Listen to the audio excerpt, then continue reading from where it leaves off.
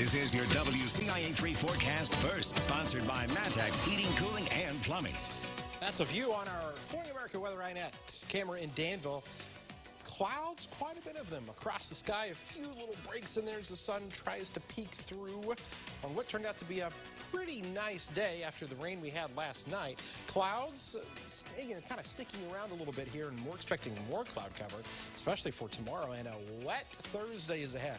But at least it is warm. Look at our temperature, 65 at Effingham. It's still 60 in Champaign right now.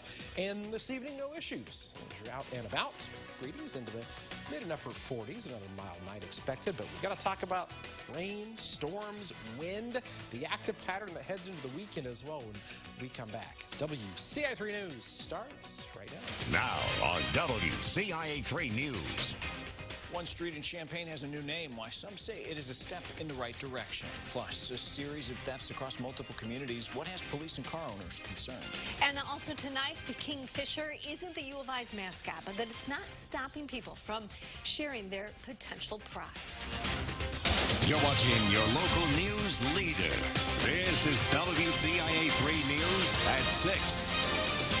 I think in the long term, I think it will be looked positively upon. City leaders say this sign, that one right there, is a symbolic gesture to show they care. Good evening, I'm Paul Cicchini. And I'm Jennifer Roscoe. The city of Champaign officially unveiled its new Black Lives Matter street sign today. It's at the corner of Neal and Chester Streets. This comes after the city held study sessions to determine the first steps they should take to support the movement. WCIA 3's Jared Farmer is live outside the City Council building. And Jared, you talked to some people in town. What's their reaction to it? Jennifer, many people I spoke with say they believe that this is a positive first step for the city to take, and they're looking forward to seeing what else the city has planned next. Last year, Black Lives Matter protests took place all over Champaign-Urbana. Now, the city of Champaign is honoring the movement with a Black Lives Matter street sign right outside its city building. It's been well received by some in town. I think it's a good start. So I think the work is definitely not done, but it's a good start. The next step is starting to tackle racial issues directly affecting the city. One community member says the city can do this by reinvesting in the local black community. The city should talk a little more to their black residents and make sure that, whatever their concerns are actually being addressed.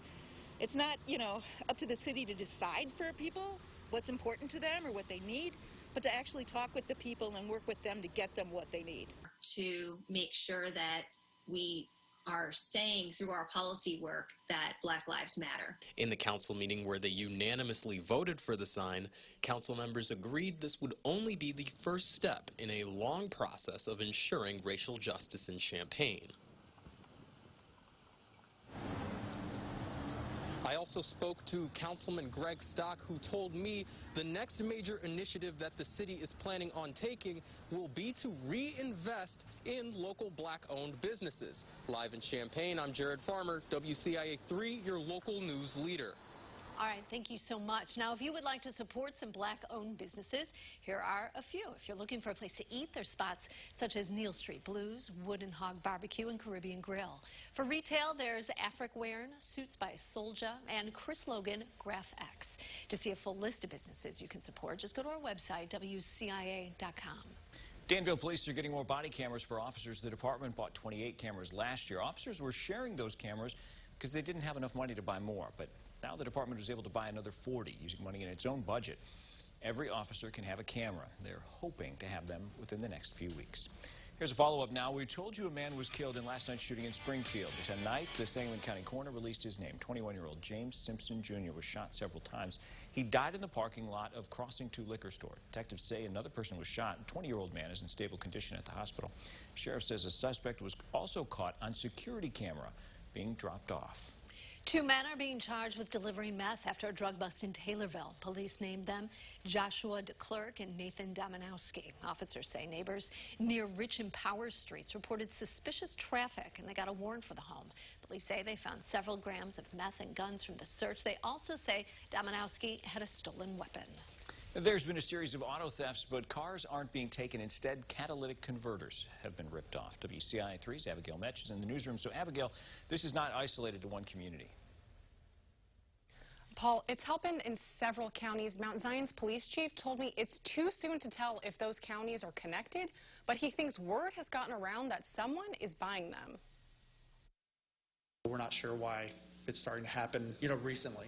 People in Mount Zion have had their catalytic converters stolen off of their cars. The police chief says it's happening when no one's around. They've been occurring overnight, the ones that we've had. He says it's a simple task for thieves to take them.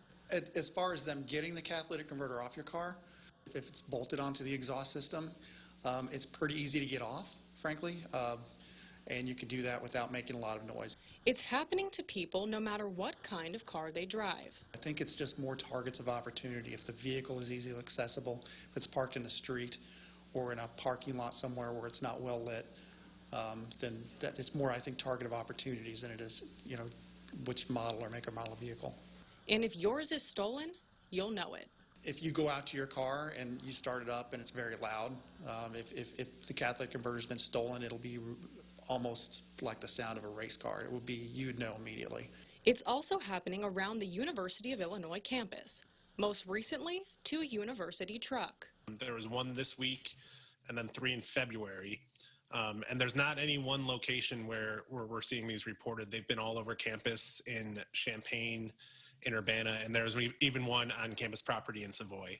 Police say the converters can be valuable. But I do know there is a scrap value for those. There's some precious metals in those catalytic converters. I spoke with several auto shops today. They told me the converters range in price from $20 to $2,000. They say it really depends on what kind of metal is in them, and platinum is worth the most. In the newsroom, Abigail Metch, WCIA 3, your local news leader. A lot of money to be had, Abigail. Thanks. There have been reports, as you heard, of stolen converters in Mount Zion, Charleston, Savoy, Urbana, and Champaign. It's happening to cars parked on the street or in dimly lit lots. Police are asking neighbors to check security cameras.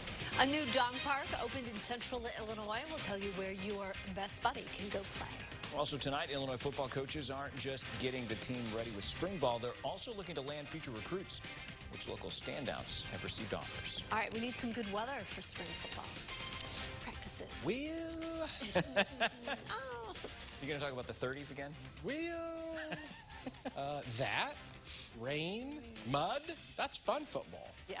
Right? It's a lot of washing the And no mud on the stadium field, though. Yeah, that's true. And we've got cloud cover here. No rain now, but tomorrow, that is going to change tremendously. We're going to come back, talk about the rain, storms, the wind that are all going to be causing some issues out there. That's all coming up after the break.